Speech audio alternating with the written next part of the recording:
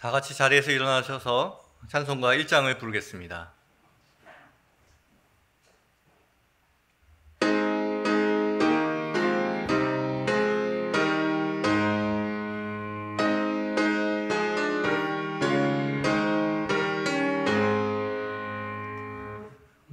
만복의 근원 하나님,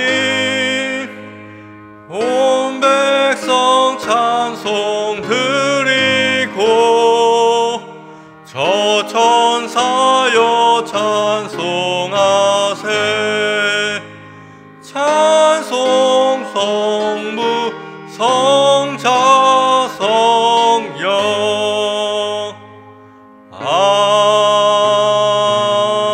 아멘. 사랑과 은혜가 풍성하신 하나님 아버지 감사드립니다. 저희가 주님의 이름으로 모이며 또한 주님의 말씀을 들으며 주님의 자녀답게 살아가기 위하여 이 자리에 함께 있습니다. 주님께서 주님의 자녀들에게 힘 주시고 능력 주시고 특별히 말씀 가운데 깨달음 허락하여 주셔서 오늘도 주님의 자녀답게 살아가는 귀한 인생들 될 수 있도록 인도하여 주옵소서.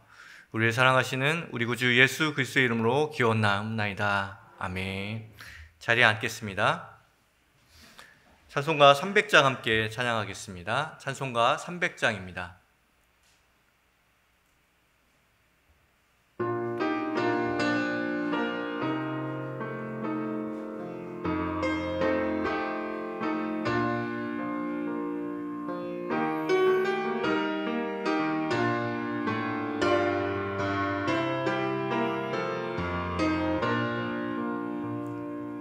내 맘이 낙심되며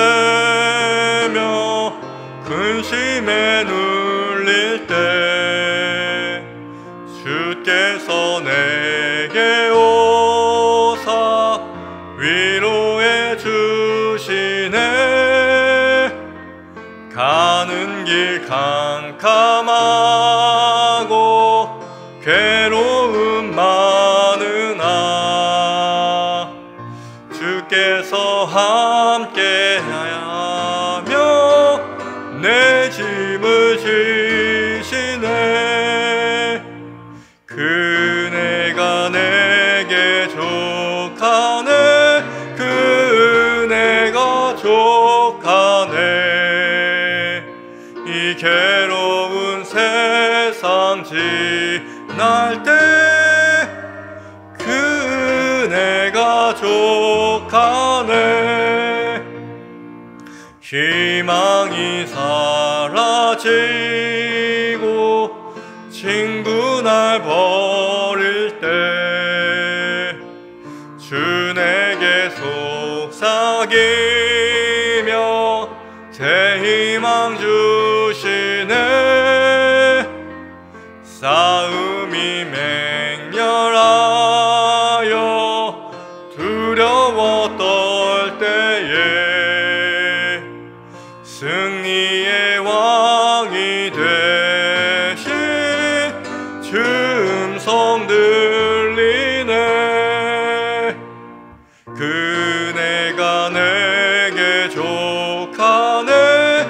그네가 족하네. 이 괴로운 세상 지날 때 그네가 족하네. 번민이 가득 차고 눈물이 흐를 때 주 나의 곁에 오사 위로해 주시네. 환난이 닥쳐와서 어려움 당할 때 주님의 능력 입어 원수를 이기네.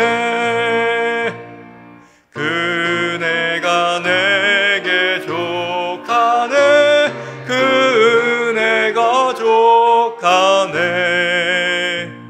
이 괴로운 세상 지날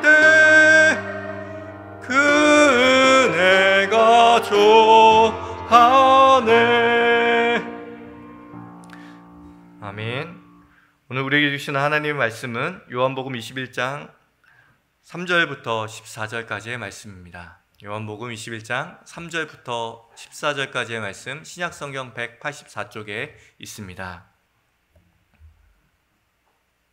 하나님의 말씀을 교독하여 읽겠습니다. 제가 먼저 3절 말씀을 읽겠습니다.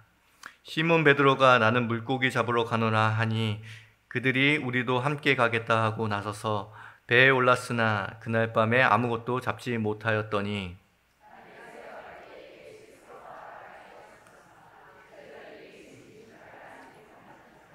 예수께서 이르시되 얘들아 너희에게 고기가 있느냐 대답하되 없나이다.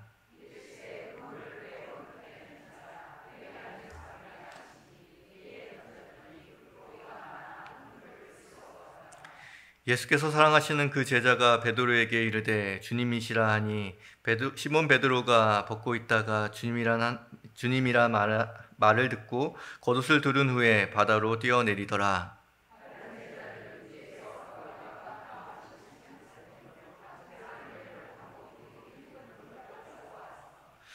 육지에 올라보니 숯불이 있는데 그 위에 생선이 놓여 있고 떡도 있더라.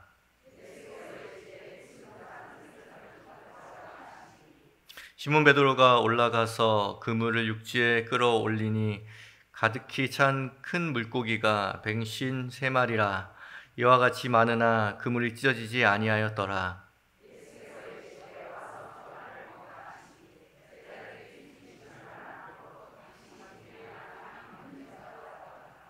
예수께서 가셔서 떡을 가져다가 그들에게 주시고 생선도 그와 같이 하시니라.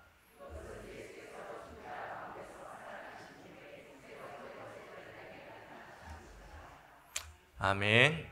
네. 명절 보내고 첫 수요일인데요. 여러분 명절 잘 보내셨습니까? 네, 풍성하게 보냈을 거라고 생각을 합니다. 근데 여러분 몸도 좀 많이 풍성해진 것 같으니 또 많이 드신 것 같네요. 어떤 유명한 강연자가 이런 이야기를 하는 것을 들었습니다.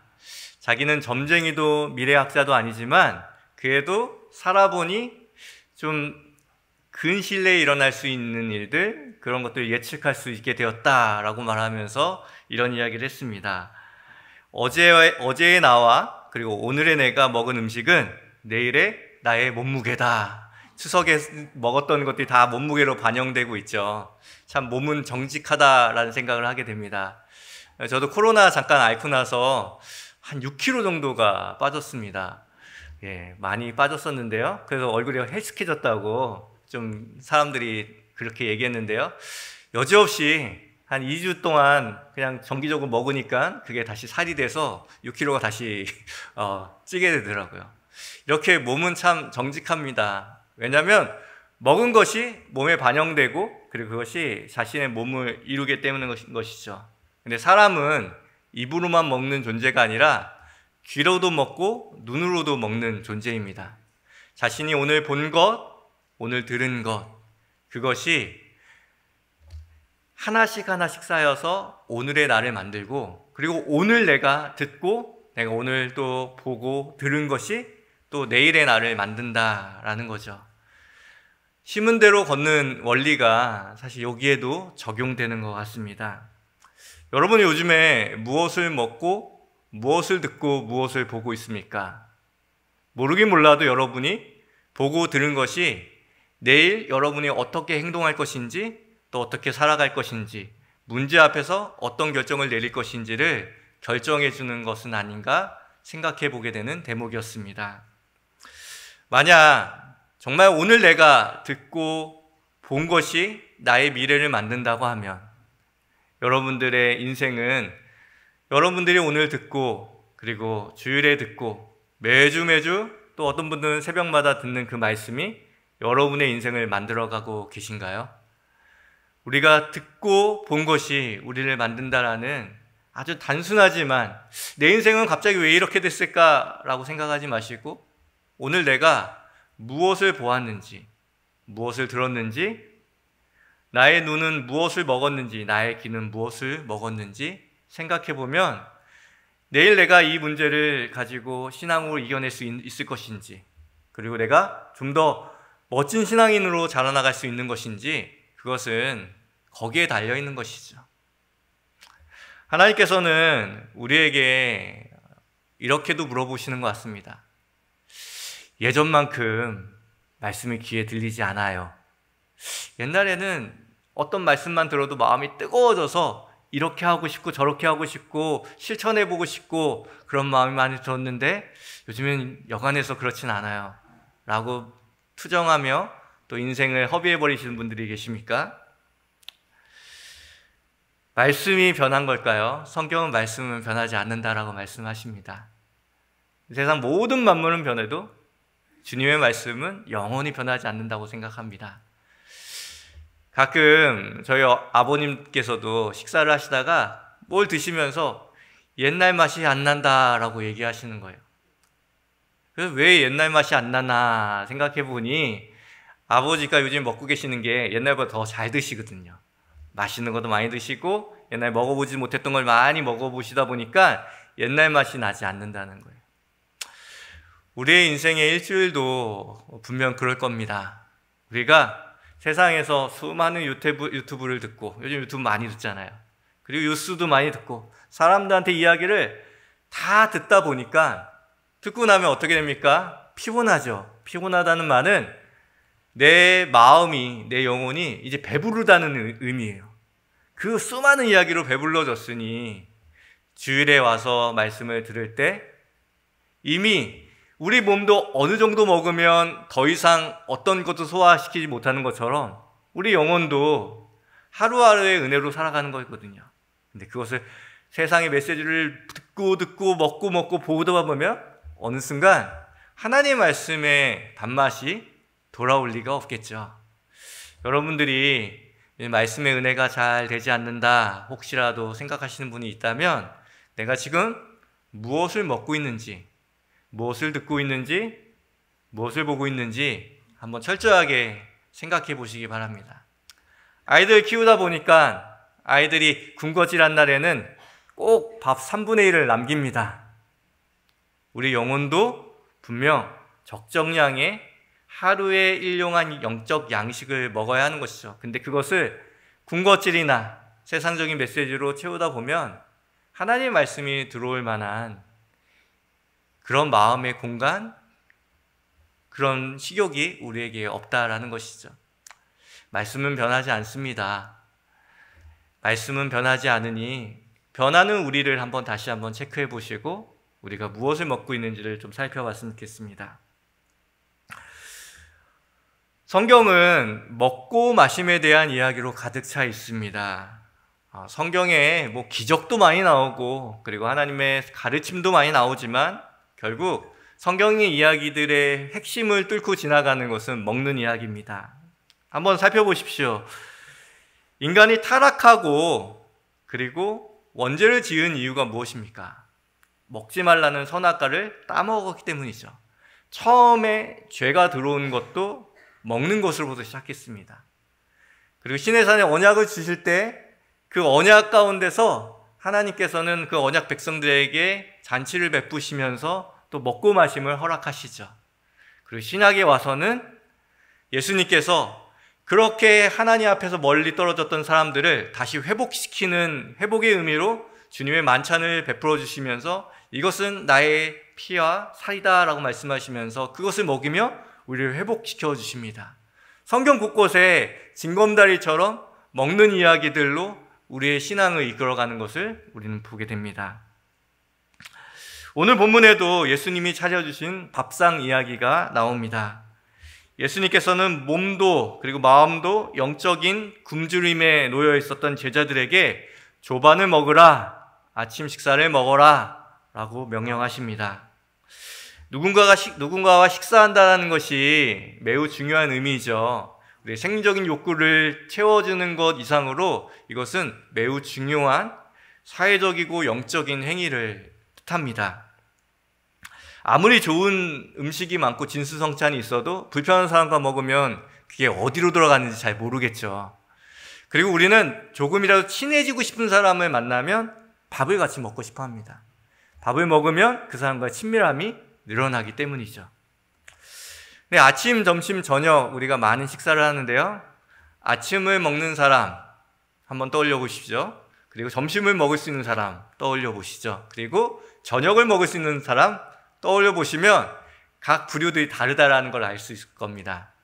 근데 가장 중요한 강도는 아침을 먹는다라는 것은 생각보다 쉽지 않은 만남이죠. 왜냐하면 아침은 거의 가족들과, 매우 친밀한 가족들과 먹는 식사이기 때문입니다. 아침 식사를 한다는 것은 고로 그 사람의 가족으로, 그 사람을 한 공동체의 일원으로 받아들인다라는 깊은 의미도 갖고 있는 것이죠. 가족이 아니라면 아침 식사를 같이 하기란 여간 쉽지 않습니다. 오늘 말씀에는 크게 나타나심과 그리고 차려주심, 이 두 가지 주제로 말씀을 이어갈 수 있는데요. 먼저 살펴볼 것은 예수님의 나타나심입니다. 예수님의 나타나심, 예수님께서는 죽음에서 다시 부활하셨고 그리고 다시 나타나셨습니다. 주님께서 약속하신 대로 다시 나타나신 것이죠. 근데 문제는 여기에서부터 시작됩니다. 나타나셨는데 누구에게 나타나셨는지가 중요한 부분이죠. 우리는 세상을 바로잡고 싶을 때 나를 대적하고 내가 틀렸다고 말하는 사람들에게 나의 옳음과 내가 정당했다는 것을 보여주고 싶어서 우리를 드러내고 나타내려고 합니다. 하지만 예수님께서는 그렇게 하지 않으셨어요. 오히려 저 같으면 제가 예수님이라면 나에 대해서 극렬하게 반대했고 나를 십자가에 못 박혔던 사람들에게 나타나는 것이야말로 예수님이 이곳에 오셔서 할 수 있는 가장 효과적인 방법이라고 생각했을 것 같아요. 그래야지만 온 세상 사람들이 예수님이 옳았다는 것을 알 수 있기 때문이죠. 하지만 예수님께서는 자신을 호산나 호산나 외치면서 환영했지만 금방 돌변해서 자신을 괴롭히고 자신을 십자가에 못 박으라고 외쳤던 그 사람들에게 나타나지 않으셨습니다. 그리고 종교 지도자들의 그 흉계와 여러 가지를 이미 아시면서도 불구하고 그들에게 나타나지 않으셨죠. 자신의 옆구리에 창을 찔른 병사에게도 나타나지 않으셨습니다. 자신을 반대하던 그 누구에게도 나타나지 않으셨다라는 것이 예수님이 주시는 명확한 메시지인 것이죠. 누구에겐 나타났는데 누구에겐 절대 나타나지 않았다. 하나님께서는 예수님을 통하여서 우리에게 말씀하고자 하시는 것이 있는 것입니다. 오늘 요한복음 21장 1절 말씀을 한번 같이 읽어볼까요?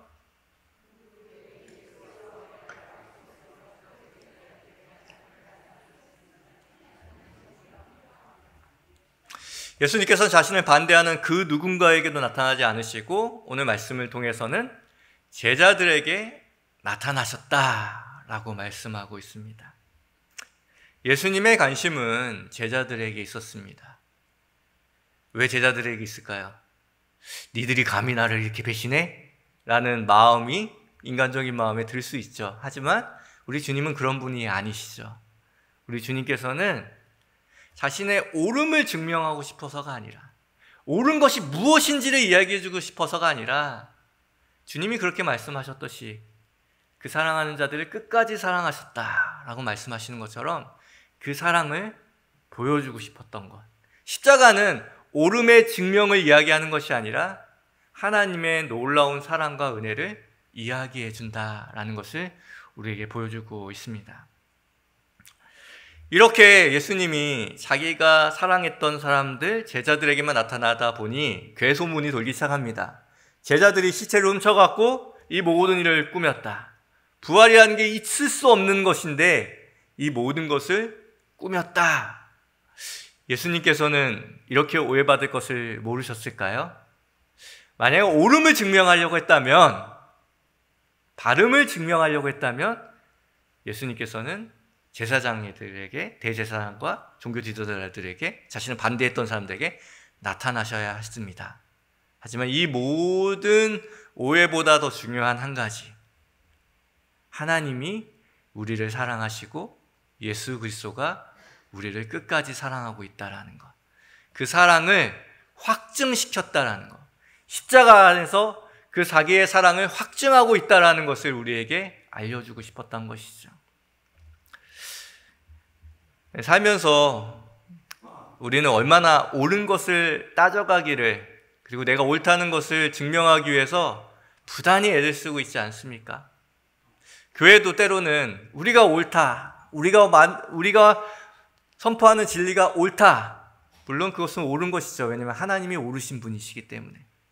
하지만 이 세상에 더 빛나고 더 증명되어야 할 것은 하나님이 이 세상을 얼마나 사랑하시는지, 우리를 얼마나 사랑하시는지, 그것을 재발견하는 시간이 되었다라는 것을 우리에게 말씀해주고 있습니다. 구름은 바람이 움직이고 사람은 사랑에 움직인다라는 말이 있습니다. 옳은 소리 증명을 한다고 사람은 변하지 않다는 거, 여러분 자녀 키워보니까 다 알지 않습니까? 옳은 이야기로 무언가 변할 수 있을 거라고 생각하지만, 그것이 나의 거룩한 명분은 되지만 결국 그것이 내 인생을 돌아보면 아무것도 바꾸지 못했다라는 것 알고 있지 않습니까? 사람을 변하게 할 수 있는 유일한 원동력은 사랑이라는 것을 주님께서 이 나타나심으로 우리에게 보여주셨습니다. 여러분 신앙생활하고 조금 변하셨습니까? 조금 성장하셨습니까? 그리고 변화를 경험하셨습니까? 그게 내가 조금 더 옳아져서, 내가 더 올곧아져서, 바라져서 그렇게 변한 걸까요? 성경은 그렇게 말하지 않습니다.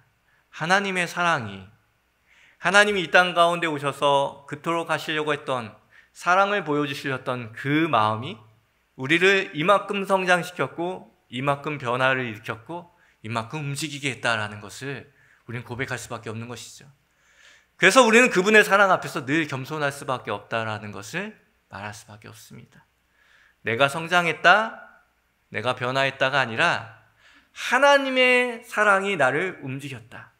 하나님의 사랑이 나를 변화시켰다. 하나님의 사랑이 나를 자라나게 했다라는 말이 맞다는 것이죠.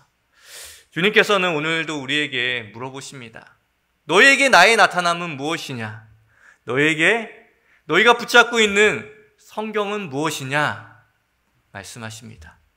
성경이 이 땅 가운데 있는 모든 백성들에게 하나님의 나타나심을 보여줬는데, 그것은 하나님이 옳다라는 증명이냐, 아니면 하나님이 너희를 사랑한다라는 사랑의 증명이냐 물어보십니다. 물론 은혜와 진리는 같이 가지만 주님께서 우리에게 보여주시고 싶었던 것은, 십자가에서 보여주고 싶었던, 조금 더 보여주고 싶었던 것은 내가 너희를 사랑한다.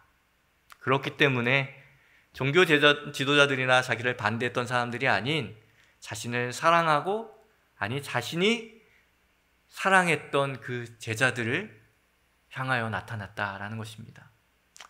여러분에게도 이런 나타남이 있었으면 좋겠습니다. 누군가에게 저 사람은 참 옳아 라는 말도 매우 큰 칭찬이지만, 저 사람은 참 사랑할 수 없는 상황 가운데서도 사랑하기를 노력하는 사람이야. 누군가에게 자신이 옳게 됨으로 어떤 사람을 중압감을 누리게 하거나 그 사람을 누르는 사람이 아니라 사랑으로 그 사람을 세워주는 사람이야. 그것이 예수님이 우리에게 행하신 놀라운 일인 것이죠. 여러분에게도 하나님의 나타나심은 어떻습니까? 그래, 말씀이 이렇게 나왔으니까 내가 옳아, 그것이 아니라 하나님이 저 사람도 사랑하는구나, 나를 사랑하셨으니 나도 저 사람 안에 사랑을 베풀어야겠구나, 사랑으로 나타나야겠구나 라는 그 귀한 깨달음이 여러분의 있기를 주님의 이름으로 축원합니다. 두 번째로 살펴볼 것은 차려주심인데요, 주님께서는 조반을 차려주시고 아침 식사를 차려주십니다. 예수님께서는 그들에게 나타나셔서 이렇게 말씀하십니다. 11절 말씀을 함께 읽겠습니다.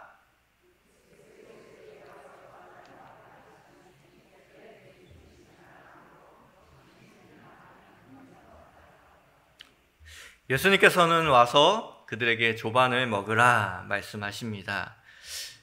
제자들은 예수님과 3년 동안 같이 다니면서 식구처럼 지냈기 때문에 식사를 매우 많이 했을 것이고 아침 식사도 같이 했을 것입니다. 그런데 오늘 이 아침의 아침 식사는 매우 특별하죠. 왜냐하면 예수님께서 부활 이후에 그들에게 찾아오셔서 조반을 먹으라, 아침 식사 같이 하자라고 말씀하시는 것이기 때문입니다. 여러분, 아침 식사가 영어로 뭔지 다 아시죠? 이 정도 영어는 사실 다들 아시죠? 예, 블랙퍼스트라고 얘기합니다. 이 영어로 된 블랙퍼스트라는 단어를 좀 쪼개면요, 블랙라는 거는 이제 깨트리다라는 거잖아요. 퍼스트는 묶인 것이라는 뜻입니다. 그리고 퍼스트라는 것은 이제 금식이라는 단어로도 사용됩니다. 이 말을 정확하게 이제 풀어서 얘기하면, 뭐 금식은 뭐 우리가 종교적으로 얘기 안 해도 공복을 말하죠. 뭐 몇 시까지 금식하십시오 하면서 먹지 않는 것을 깨트린다라는 의미로 이 저녁을 먹고 긴 시간 취침을 이룬 다음에 다음날 일어나서 이 긴 공복의 시간을 깨트린다라는 의미가 있습니다. 이 아침 식사를 준다라는 의미가 조금 깊게 우리가 생각해 볼 필요가 있는데요. 이 아침 식사를 준다는 것은 마치 공복을 깨트리고 금식을 깨트리는 것처럼 매우 깊은 의미가 있다는 것이죠. 무언가를 깨트리는 일, 무언가 묶여있고 단단히 묶여있는 무언가를 깨트리는 일이라는 것입니다. 제자들에게 있었던 그 단단한 무언가가 어떤 것이었을까요? 예수님께서는 아침 식사를 통하여서 이렇게 말씀하십니다. 예수님은 우리 안에 있는 죄책감을 깨트려 주시는 분이시다. 조반을 먹으라 라는 말은, 블랙퍼스트라는 말은 그들을 묶고 있었던 이 죄책감, 그리고 자신 가운데 있었던 그 수치감, 그것을 깨트려 주셨다라는 것을 우리에게 말씀하고 있습니다.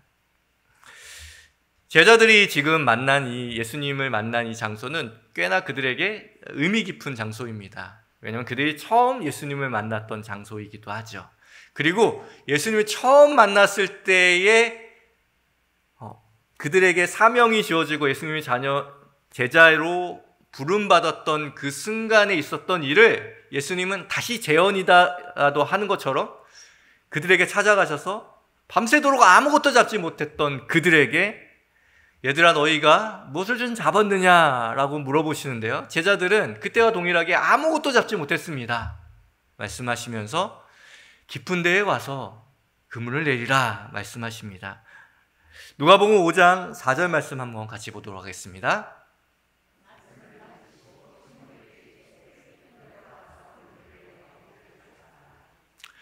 오늘 요한복음에 나와 있는 내용이 마치 데자부처럼 이렇게 나와 있는 것이죠.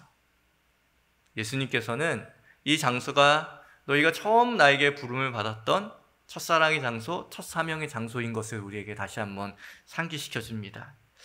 그런데 이런 장소일수록 자신을 더욱더 부끄럽게 하는 일이 같이 공존하는 것을 보게 되는데요.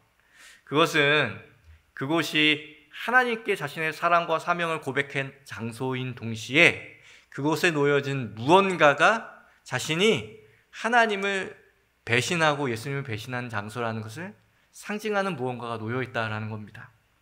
오늘 말씀 21장 9절 말씀을 한번 같이 보실까요?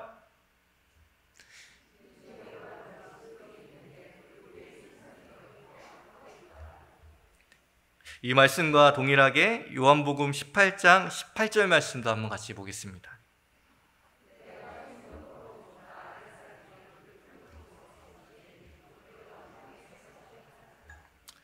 여기에서 나와 있는 불을 피우고 라는 이 불이라는 단어가 나오고, 그 다음에 이제 요한복음 21장에는 숯불 아래라고 얘기 나오는데요. 이게 얼핏 보면 다른 단어처럼 보이지만 헬라어 원어를 보면 똑같은 단어입니다. 그냥 한국어 번역에서 번역을 다르게 할 뿐이죠.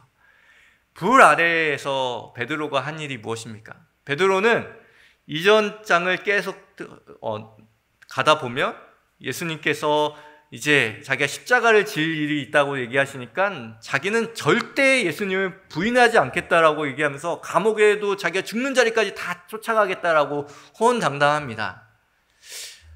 그가 경솔했다라고 말할 수 있겠지만 사실 그게 진심이 아니었을까요? 안타까운 점은 여기에 있습니다. 그게 진심이었다는 것. 우리는 많은 사람들에게 또 하나님에게도 또 우리의 사랑하는 가족들에게도 진심을 많이 얘기합니다. 진심이 아닌 게 아니죠. 근데 그게 진짜 진심이면 진심일수록 그것이 반대로 뒤집혀졌을 때 자기에게 주는 자괴감과 내 한계와 내가 이 정도밖에 안 되는 사람인가라는 그 못난 그 마음이 더 뼈저리게 그 진심의 깊이만큼 자신에게 다가옵니다. 여러분들도 그런 경험이 있죠. 다시는 그러지 않겠다.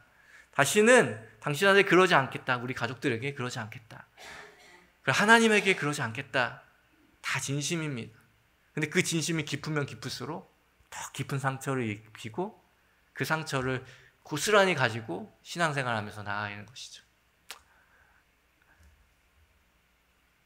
모든 일은 그 숯불 아래서 그 불 위에서 시작됐습니다.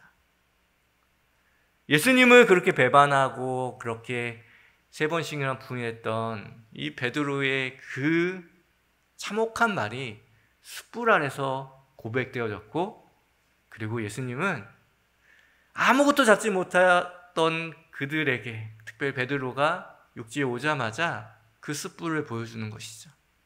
그 숯불 냄새를 느끼면서 나는 진짜 이 재만도 못하는구나, 이 흩어져가는 이 검은 재만도 못하는구나 라고 생각했을 것입니다. 그런데 땅에서 넘어진 사람은 땅을 짚고 일어서야 되죠. 그 숯불 아래서 자신의 모든 진심이 거짓인 것이 발가벗겨졌던 그 사람에게 주님은 아무 말도 안 하고 떡과 고기를 나눠주시면서 먹이십니다.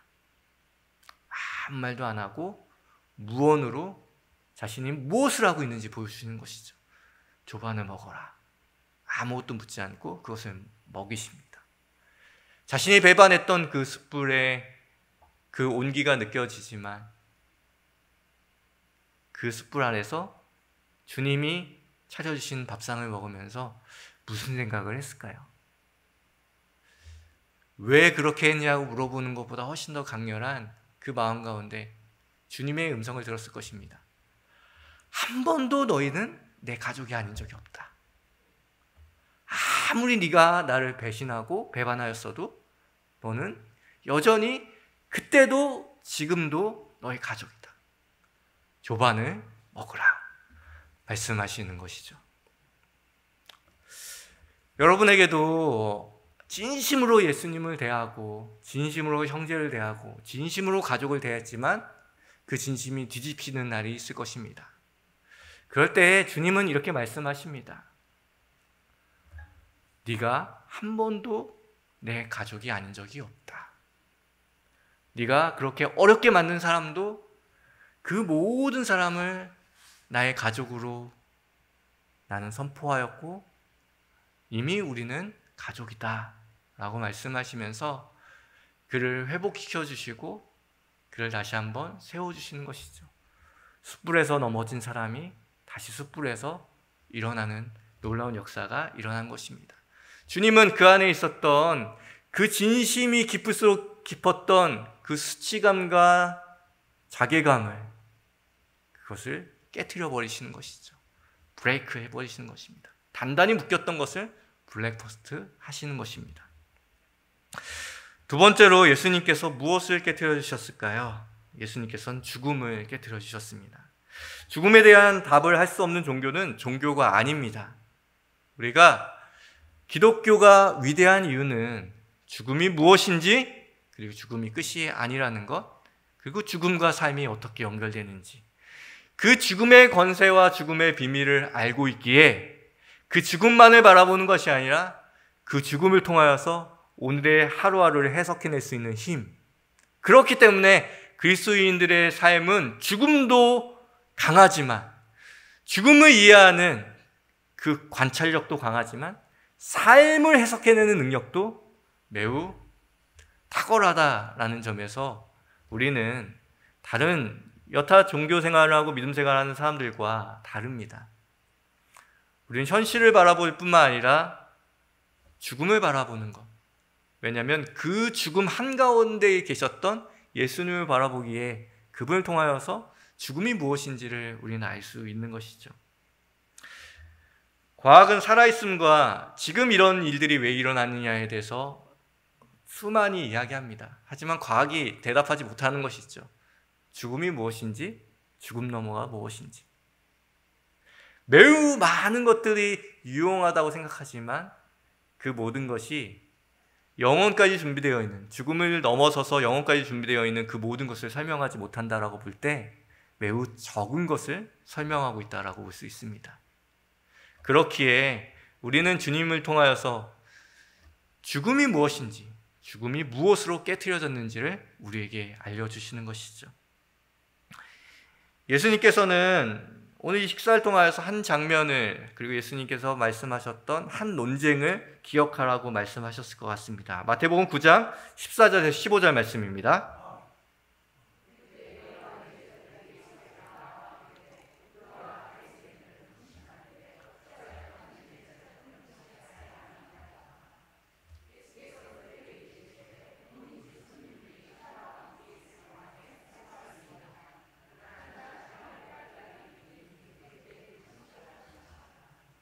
그 세례 요한의 제자들이 금식하지 않고 예수님과 늘 먹고 마시는 예수님의 제자들 보고 조금 마음이 불편했던 것 같습니다. 그래서 그들에게, 예수님에게 물어봅니다. 바리새인들도, 그리고 세례 요한의 제자인 우리들도 금식을 하는데 왜 당신의 제자들은 금식을 하지 않습니까? 물어봅니다.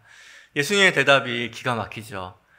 혼인집에 있을 때, 잔치가 벌어질 때는 금식하는 사람 어디 있냐? 아무도 없다. 하지만 신랑을 잃어버릴 때에 금식을 하는 것이다 라고 말씀하십니다.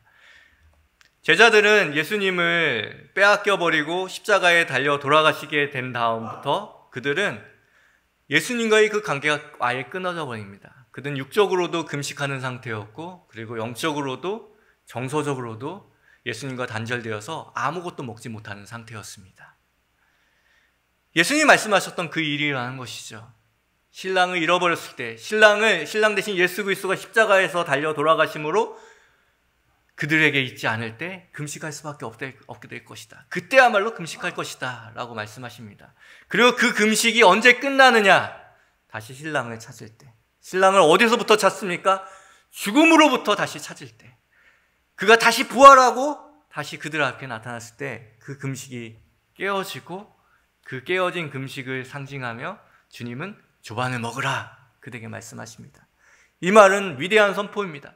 너희가 죽음 가운데 너희 신랑인 예수 그리스도를 십자가 앞에서 빼앗긴 것처럼 보여졌지만 그 신랑이 다시 돌아왔다.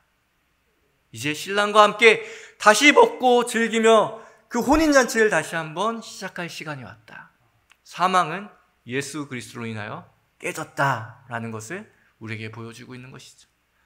조반을 먹는다는 것, 여기까지 뭔가를 먹고 있다가 금식하게 됐는데 그 금식이 끝났다는 것은 부활의 새로운 소식이, 새로운 희망이 생명의 떡이신 그 예수 그리스도와 함께 다시 먹음이 시작되었다라고 우리에게 말씀해주고 있는 것입니다.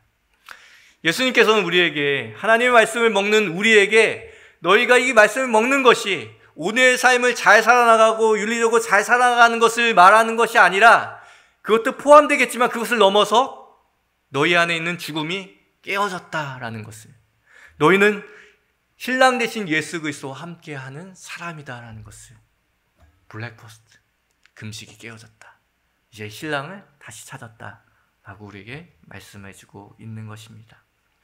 예수님께서는 조반을 먹으라 우리에게 말씀하십니다. 여러분은 이 주님의 초청에 어떻게 반응하고 계신가요?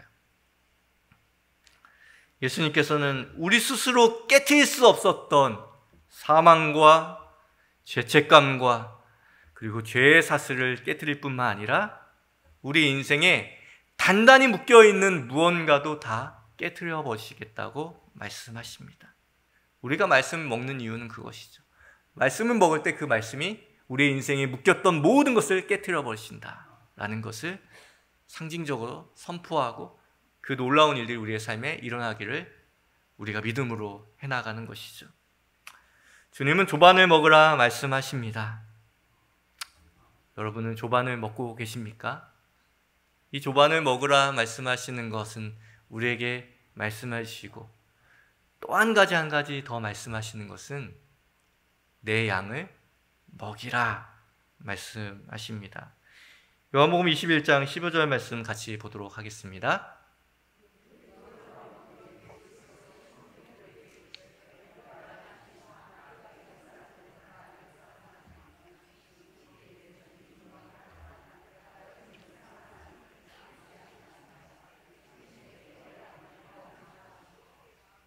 조반을 먹으라 라는 말에 순종하여 조반을 먹은 사람들에게 주님은 덧붙여서 내 양을 먹이라 말씀하십니다.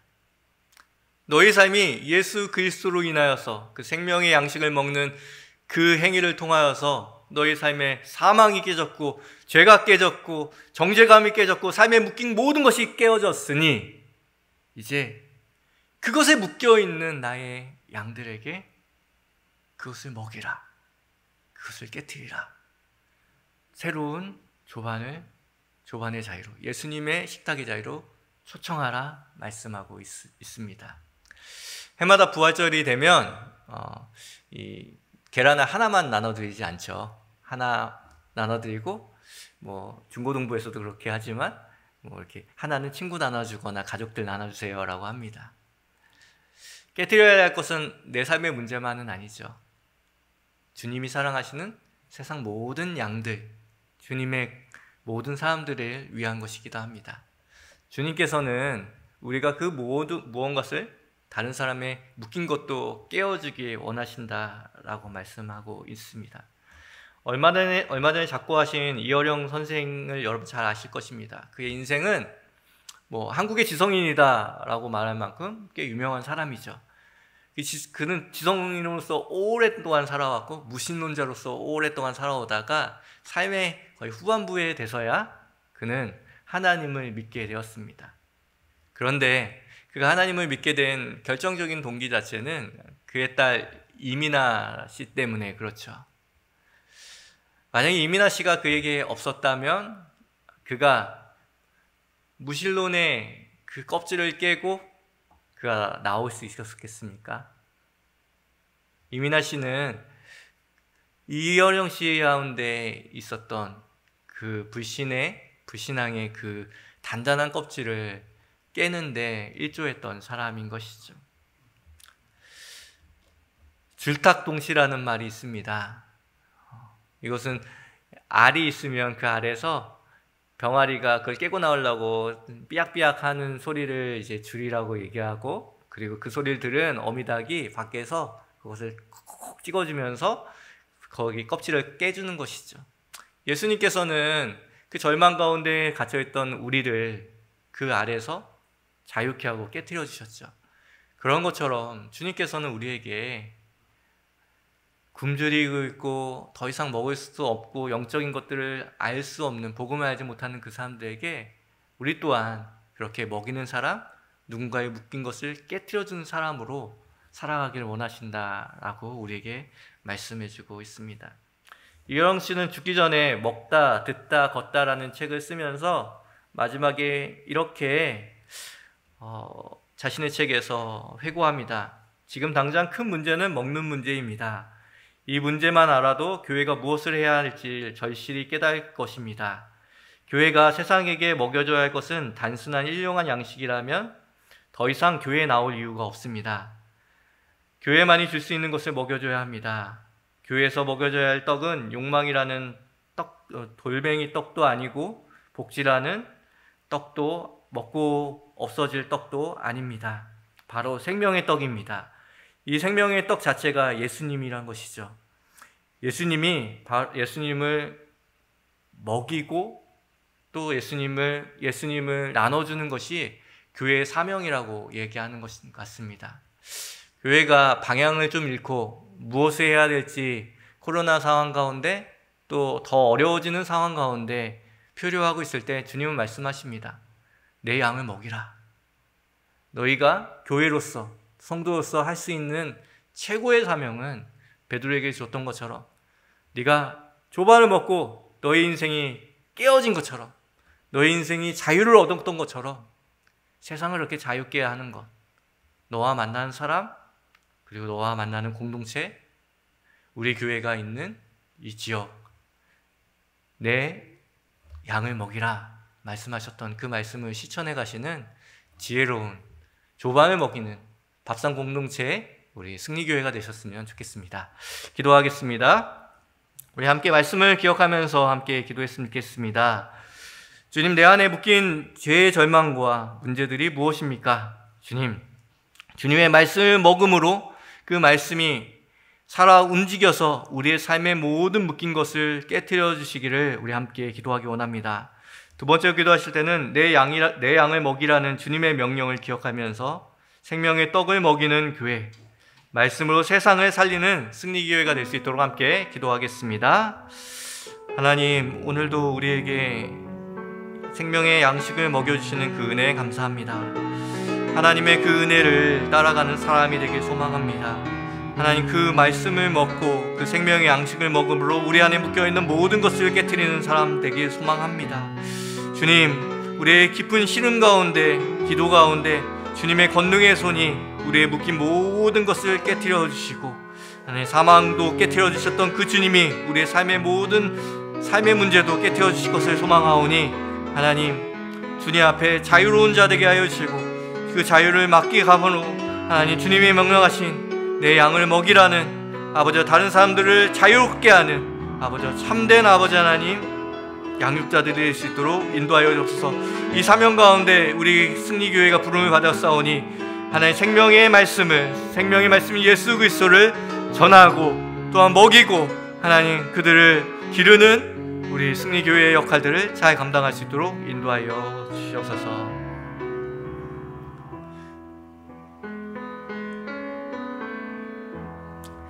예수님의 이름으로 기도합니다. 아멘. 광고하겠습니다. 이번 주 돌아오는 17일 토요일에 안수집사의 한마음 축제가 있습니다. 우리 많은 분들 참여해 주셔서 좋은 교제의 시간 되었으면 좋겠습니다. 정기당회가 18일 주일에 있습니다. 알파 코스와 그리고 성서대학을 모집하고 있습니다. 여러분의 나태해졌던 마음들 그리고 또 풀리지 않았던 문제들을 말씀을 먹음으로 깨트리고 자유케 되어지시는 귀한 알파와 또 성서대학 시간들이 되었으면 좋겠습니다. 많이 참여해 주시기 바랍니다. 축도하겠습니다. 지금은 우리 구주 예수 그리스도의 은혜와 하나님의 사랑과 성령님의 교통하심이 오늘도 주님께서 말씀하시는 조반을 먹으라 말씀하시며 또 내 양을 먹이라 말씀하시는 그 말씀에 순종하여 묶인 것이 풀리는 인생, 묶인 것을 풀어주는 인생으로 살아가는 우리 모든 성도들의 삶과 우리 교회와 세계 열방 가운데 이제로부터 영원까지 함께 하시기를 간절히 축원하옵나이다.